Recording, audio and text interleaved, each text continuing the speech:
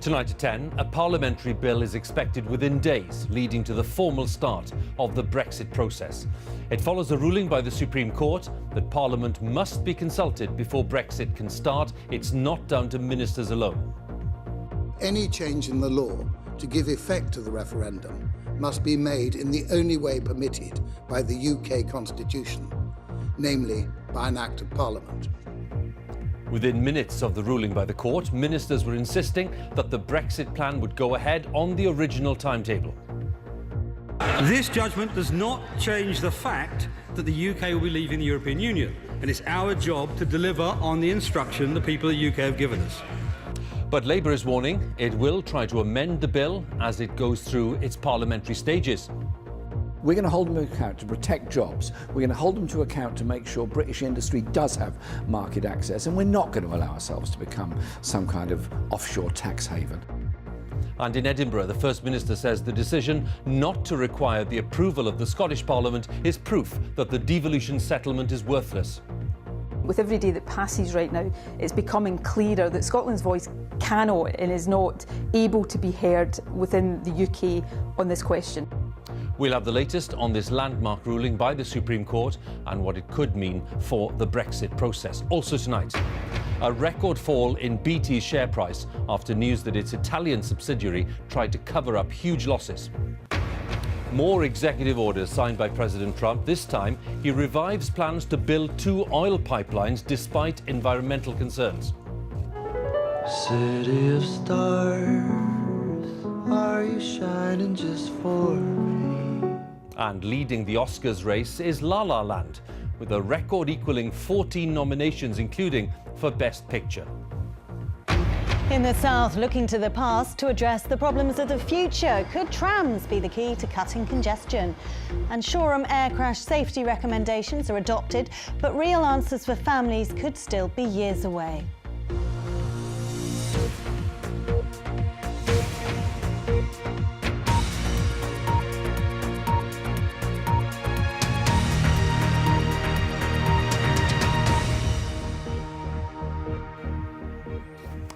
Good evening. By the end of this week, a bill is to be laid before Parliament to start the process of leaving the European Union.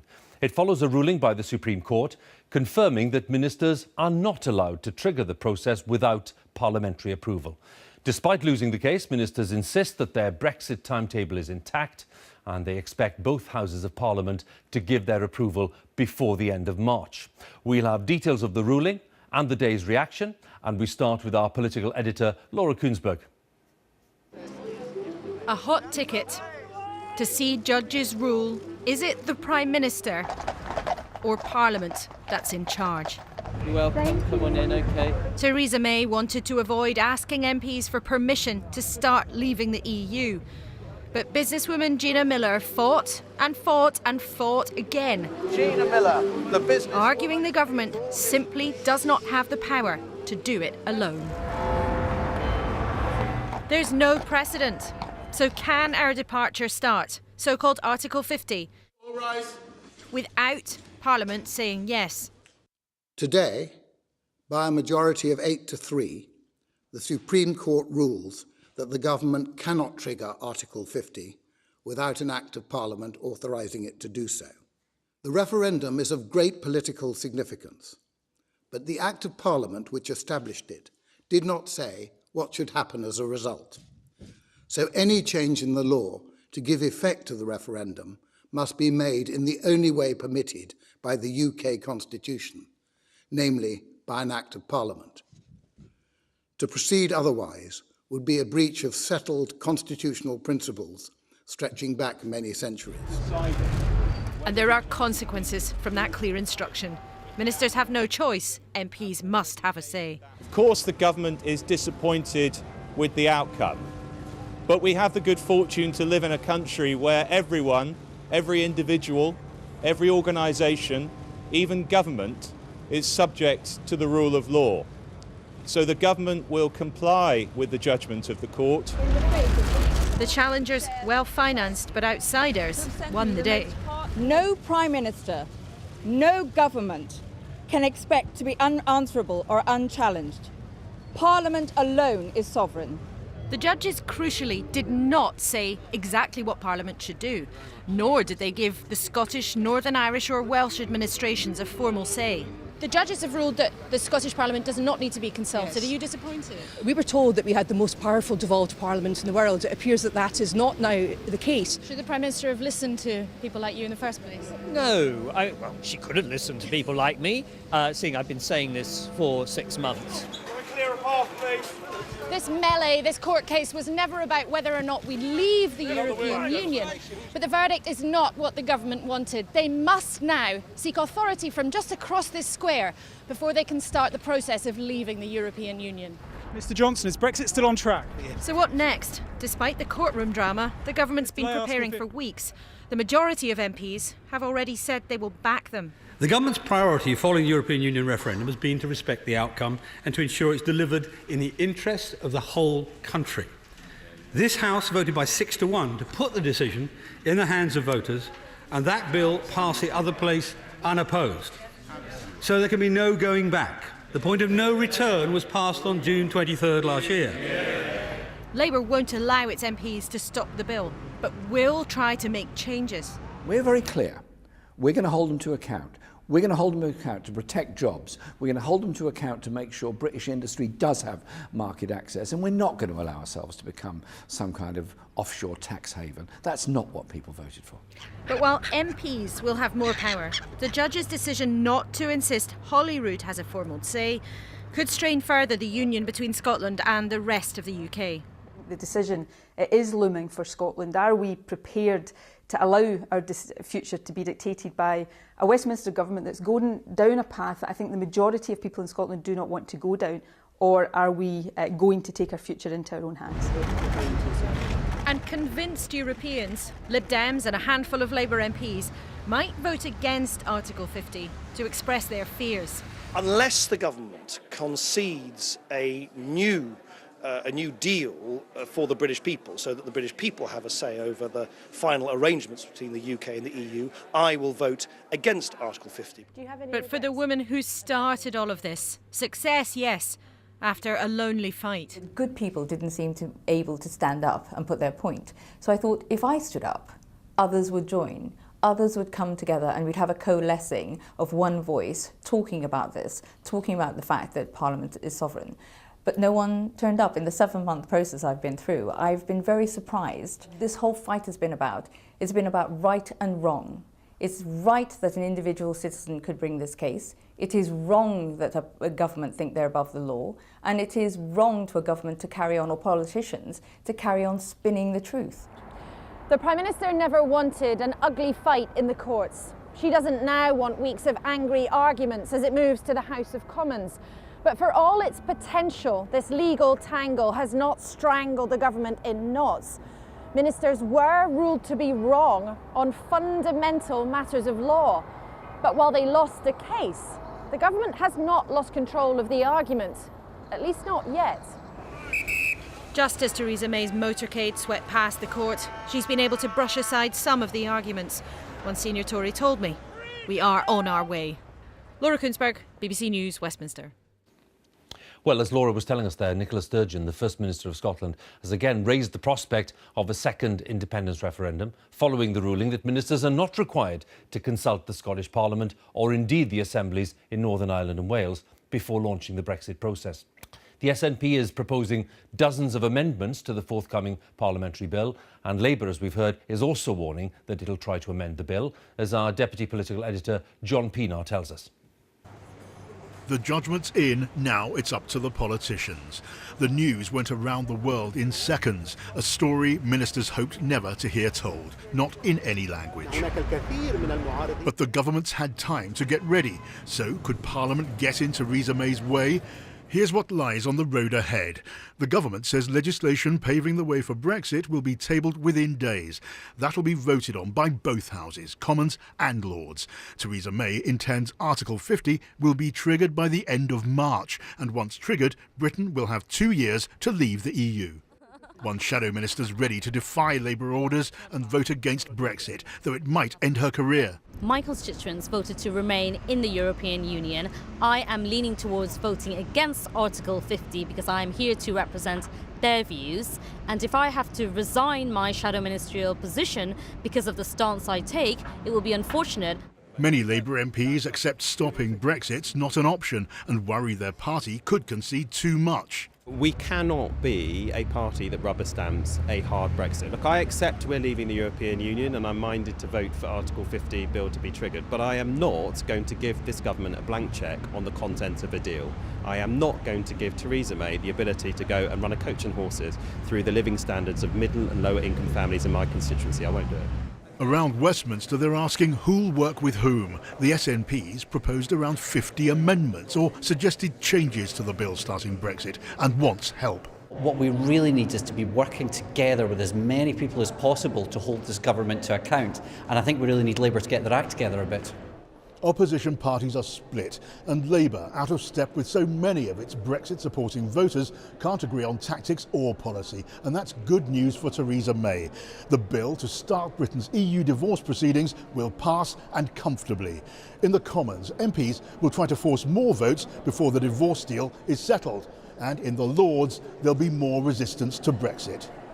But many peers are nervous about defying the verdict of the EU referendum. Would it not be foolish in the extreme if this House placed itself as an unelected body in confrontation with the bulk of the British people? And after fierce attacks on the courts in the past, an appeal from the Church for calm to help reunify the country when the EU deal is done. The use of language, which may occasionally sound threatening, is very unhelpful if at the end of the 2-year period we are going to end up with a country that is able to go forward in a reconciled and prosperous and flourishing way. For keen Brexiteers today, so far so good. You're looking a little bit triumphant right now.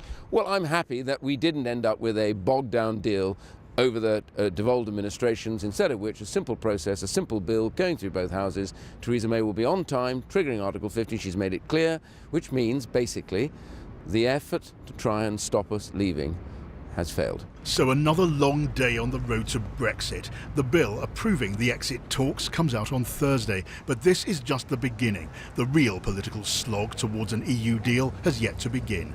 John Pienaar, BBC News, Westminster. So where do we stand tonight after today's events? In a moment, we'll talk to Laura Kuenssberg, our political editor at Westminster. Before that, let's go to Holyrood, talk to our Scotland editor, Sarah Smith. And in the light of today's ruling, Sarah, where do you think the options are now for Nicola Sturgeon? Well, despite the fact that the Supreme Court said there does not have to be a vote in the Scottish Parliament, First Minister Nicola Sturgeon has decided to go ahead and call one anyway. And it is very likely that MSPs here at Holyrood will then vote against triggering Article 50, reflecting the fact that 62% of the Scottish electorate voted to remain in the EU. Now, that vote will have no legal standing. The Scottish Parliament can't block the UK's Brexit preparations, so why bother having the vote at all? Well, it will be very politically symbolic when the UK government is then seen to be acting against the expressed wishes of the Scottish Parliament. Now, Nicola Sturgeon is not ready to call another referendum on Scottish independence, not yet, but she will want to use every opportunity, every conflict with Westminster, like this one, to build the case for why she thinks Scotland should be an independent country. Sarah, thanks very much. Sarah Smith there at Holyrood, and apologies for the little glitch on the sound there, but we heard what most of what Sarah had to say. Let's go to Westminster and talk to Laura. Now, Laura, ministers today are sounding very confident. How can they be so confident that, as they put it, their timetable for Brexit is still intact? Well, I think that they believe, and I think they're right in believing, that the mood amongst the majority of MPs and also amongst much of the House of Lords is not of obstructing what the government's plan is not of really messing with the timetable. And so much so that I'm told sources are suggesting they've sketched out a timetable of the bill hitting the Commons on Thursday, the first votes on this issue potentially next Wednesday, maybe even with MPs maybe sitting till midnight to debate these issues, the whole thing being wrapped up in the House of Commons at least, actually in about a fortnight's time. But, reality may well bite. The mood right now is in that place, but it could change very fast. There are still calls for a white paper with more details of the government's plans. There are still calls, demands for a meaningful vote to take place. But I think that Theresa May's team do feel that today, although technically a defeat, has been something of a win for them, because the court stepped back from creating merry havoc. They stepped back from being very explicit about what the government had to do next. They stepped back from really interfering and setting out the government very technical instructions about how they should behave.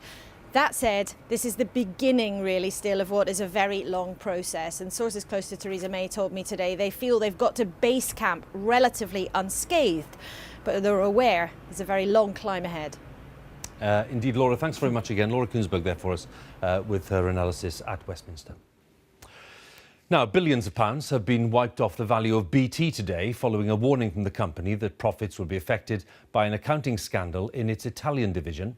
It set aside £500 million to cover the losses. BT has also warned of stagnating revenues from its contracts in the UK and in other countries. Our business editor, Simon Jack, has more details.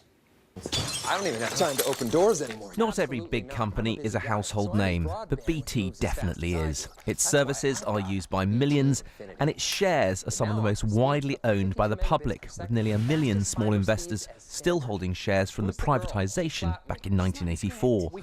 Here is what happened to those shares today. A 20% drop, its biggest fall in its history as a public company. That caught even big investors off guard. It was a real shock. BT's not the kind of company we expect to have profits warnings. It's a very strong company with quite a reliable, dependable and forecastable business, so we just don't expect these kind of issues. So why this sudden and very dramatic slump? Well, BT has problems on a number of fronts. Today we learned the accounting scandal in BT's Italian business is much worse than expected. The black hole there has widened from £145 million to £530 million. Perhaps even more worrying for investors, it also warned today that profits in its core business will be £175 million lower this year and next. Now that's down to stagnating revenue from some of its biggest customers who are not renewing major contracts. And today's news is set against an already uncertain backdrop for the company. The company is fighting calls from competitors and the regulator to split off its Openreach network division. It has one of the UK's biggest pension fund deficits, and meanwhile, it's been spending big on entertainment. I think there's a lot of nervousness around BT at the moment, particularly given the ongoing review of the Openreach division and also the review of pensions that's due to happen this year. I think if there's one thing that investors hate, it's uncertainty, and given the amount of uncertainty there is at the moment, any knock to BT sees a sort of amplified effect, which is what I think we've seen with the share price today. Heads have already started to roll, and the BBC has learned tonight that the head of BT Europe is expected to resign imminently. All this will put pressure on the ultimate boss, Brit Gavin Patterson, who's led an expensive expansion into sports coverage, including football. Towards the back post. His position, however, is not thought to be in imminent danger. BT expressed disappointment at events in Italy and promised swift action. Shareholders will be disappointed at today's record slump. And when a company as big as BT says its biggest customers aren't spending money, it's a worry for the wider economy. Simon Jack, BBC News. President Trump has signed more executive orders today, including one to relaunch some controversial oil pipeline projects in the United States. One of the projects had been blocked by President Obama on environmental grounds, but Mr. Trump said he was in favour because they would create many jobs, including in America's steel industry. Our North America editor, John Sopel, has more details. I am, to a large extent, an environmentalist. I believe in it. But it's out of control.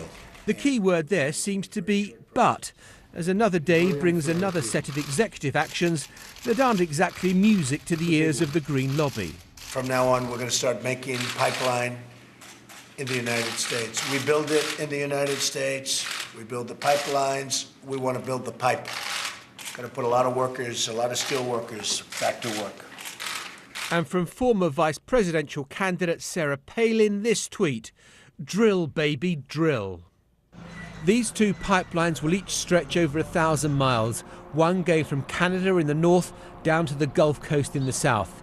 The other would stretch across 4 states to Illinois and will create thousands of jobs along the way and be a major boon for the oil industry. When Barack Obama was president, there was a huge amount of prevarication and hand-wringing over what to do about the Keystone XL pipeline. The president then trying to balance his green credentials with his desire to provide jobs. For Donald Trump, in his second day in office, no such qualms. For him, everything is about putting Americans back to work. But criticism has been swift. President Trump's decision today to greenlight these dirty oil pipelines proves one thing, that over the next 4 years, he will side with the oil and gas industry over public health, the environment, and everyday Americans. And the move is certain to upset Native Americans, whose opposition to the Dakota pipeline was strenuous and ultimately successful last year. They object to it, saying it'll contaminate water supplies and disturb ancient burial grounds. And though this executive action has been signed, this is probably going to end up in the courts. And so in the short term, this move is likely to create more jobs for lawyers than construction workers. John Sopel, BBC News, Washington. The new head of Formula One says the man he's replaced ran the sport like a one-man dictator, and his reign had to end if the sport was to get the fresh start it needed. Bernie Ecclestone, who transformed the sport into a billion-pound global business, was replaced as chief executive last night by Chase Carey. And he's the man who's been talking to our sports editor, Dan Rowan. There's Bernie Ecclestone, the czar of Formula One. He's been a driving force like no other. Having ruled Formula One with an iron grip for decades, Bernie Ecclestone transformed it into a global commercial phenomenon. Oh my goodness, this is fantastic! At times it seemed as if he'd go on forever, but with a multi-billion-pound American takeover came a sudden change in direction. And today, F1's new boss told me why it was the end of the road for the man he's replaced. I would expect this is difficult for Bernie. This is a big change for him. I mean, he's run the sport, as a one-man. He calls himself a dictator. He's run it as a one-man dictator for a long time. I think the sport needs a fresh perspective. From second-hand car salesman to team owner and then commercial rights holder, Ecclestone's rise was remarkable. The 86-year-old's deal-making skills brought him famous friends, powerful contacts and billions in the bank. There was also controversy. Some comments caused offence, and he was forced to settle a bribery case in 2014. But this diminutive figure will be remembered as a titan of the sport. You can't have another Bernie. It will never exist. The conditions will never exist. The circumstances will never exist. And he'll go down in history for what he's achieved. My goodness, this is fantastic! But recently F1 has struggled to match the thrills of the past, and amid dramatically declining TV audiences, one team boss told me the sport now needs a revamp.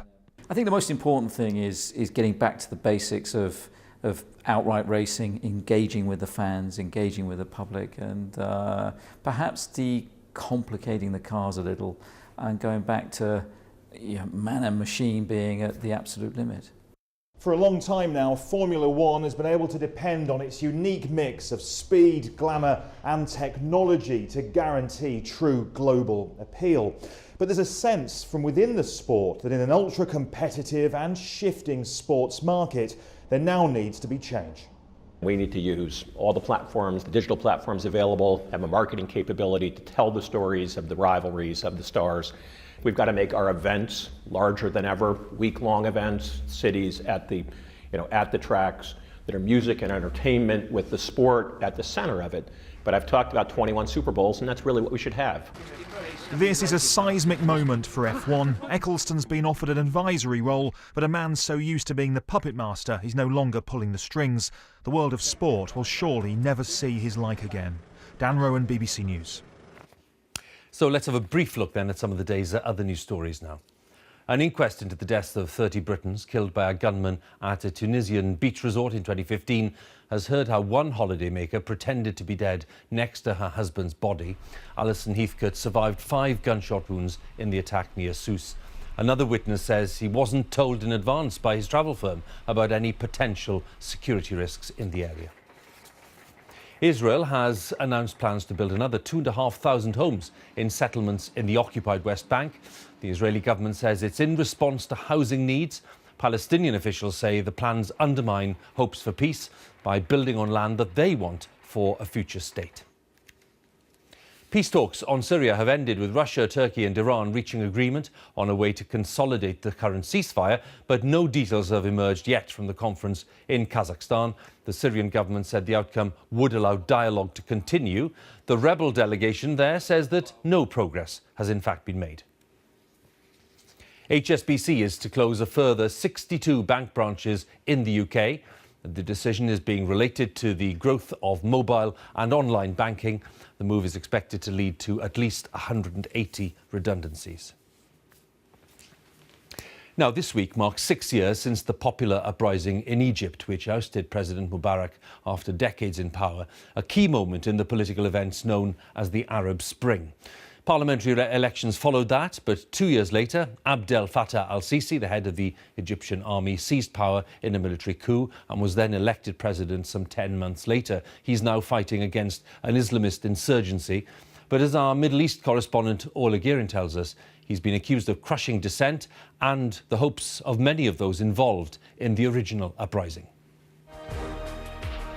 President Abdel Fattah al-Sisi, a Middle Eastern leader of the old school, who soared to power with the help of the military. President Trump already seems to view him as a brother in arms. He says he's waging war on terrorism here. Critics say he's also waging war on dissent. We met one of the casualties of that conflict, Mahmoud Mohammed Hussein, who's 21. He says every step is a reminder of dark days behind bars.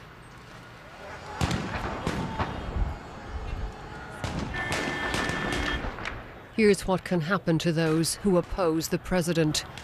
Police firing on unarmed demonstrators with live rounds. This was the anniversary of the revolution 3 years ago, the day of Mahmoud's arrest. He says he was on the streets to celebrate the revolution, not to protest.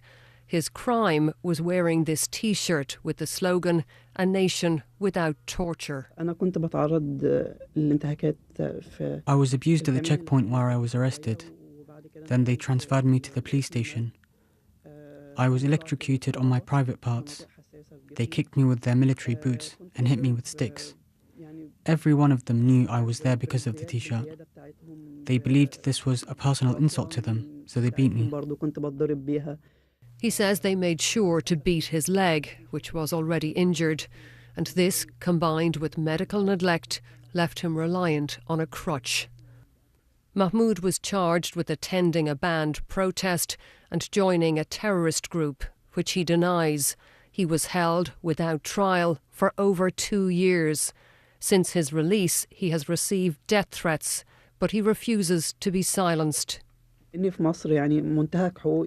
Egypt, my rights and the rights of thousands of others like me are violated just for dreaming or hoping for freedom.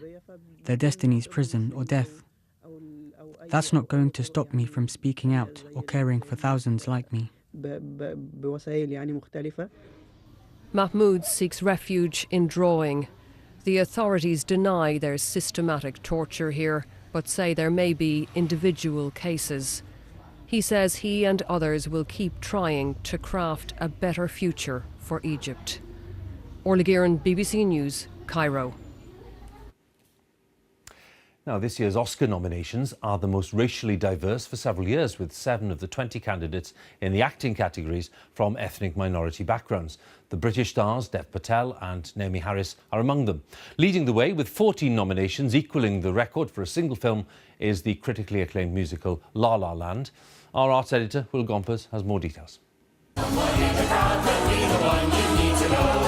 There's nothing Hollywood likes more than a film that puts it centre stage. So no great surprise, La La Land, the musical about 2 wannabes making their way in Tinseltown, has 14 nominations, including Damien Chazelle for Best Director and Ryan Gosling and Emma Stone in the Best Actor and Best Actress categories.